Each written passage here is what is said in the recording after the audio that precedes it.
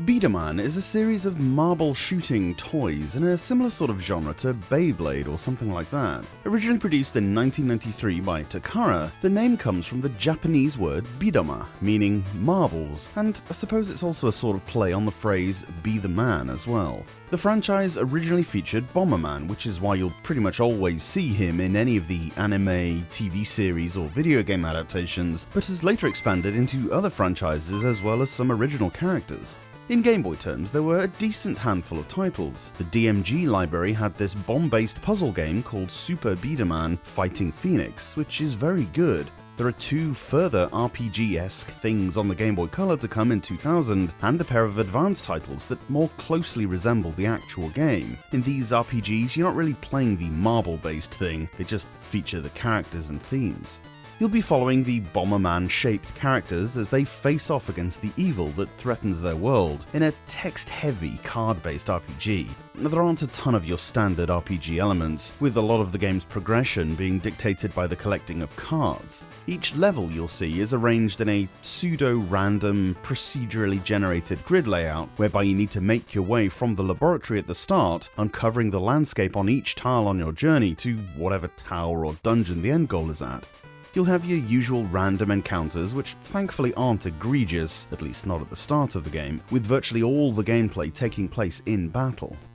You choose a trio of characters from your initial squad of 5 and can find others as you go. Each character has an elemental strength, and thus also a weakness, but thankfully there are only 5 elements that you need to think about. Water is strong against fire, earth is strong against water, darkness is strong against earth, wind is strong against darkness, and fire is strong against wind. Other than that, there are no other interactions, so the typing matchups in this game are really easy to learn.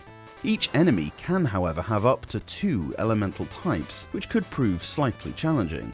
Furthermore, every tile you land on also has an element. For example, a dungeon entrance might have a dark typing, or a river tile might have a water one. Characters or enemies with the same affinity as the terrain will get a bit of a boost to attack and defense while on those tiles, whereas those with a weakness will be at more of a risk. Quite a clever little addition, and despite the text-laden interface, it's pretty clear what's going on, as everything is represented with a colourful symbol. At the start of each turn, like in any card-based RPG, you draw a hand of cards randomly from your deck that you can build in the lab. Before you make your attack, you can play as many or as few of these as you want. These might increase your AP or DP, attack power or defense power, or similarly downgrade the opponents. These are fairly transient numbers, fluctuating on a turn-by-turn basis. The value for attack also has a multiplier next to it, a single digit ranging from 0 to 3, 4 or more. This is how many attacks will take place per move.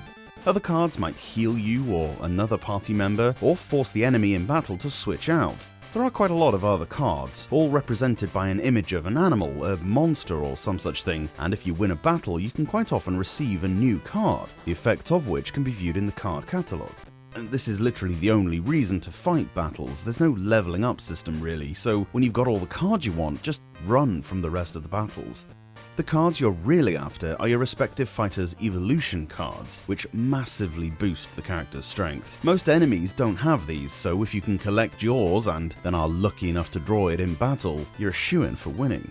The boss fights become considerably tougher though, as they certainly do have evolutions. This does highlight the real downfall of the whole game, however, as boss battles simply become a race to see who can draw their evolutionary cards first. So much of the battle hinges on exactly that, and once a boss evolves, their HP bar completely fills, negating the entirety of the damage you might have done to them up to that point.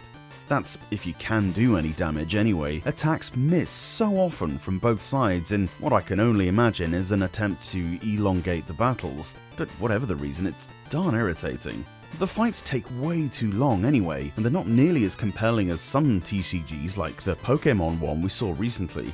You can buff your own character's AP plenty, only for this to be completely negated by the cards your opponent plays on the same turn, meaning you'll use your power-ups and get nothing for them. Or spend your 3 AP boosters on one turn, only for the RNG wizards to decide Bomberman's just gonna miss the target 4 times in a row anyway. It gets to the point where you don't even bother playing the cards, as battles don't pass that much quicker than if you were simply mashing the attack command. A more interesting choice of attacks, or any choice for that matter, would have benefited too, as it's the same basic move every time. The game presents itself as a real strategy-laden RPG. It even had its own 140-page strategy guide published, which is a colossal waste of paper, as the whole thing feels about 85% luck-based, rather than having any tactical nous. The overworlds may as well not exist, and while charmingly written in places, the storyline is incredibly generic. The battles take way too long and are not fun. The effects of the other cards aren't very varied, and the images aren't particularly interesting, so the collection thing is also unfulfilling as a result, and outside of the battles, there's basically nothing else of substance. Don't go to the efforts of translating this one. I promise you, it's not worth it.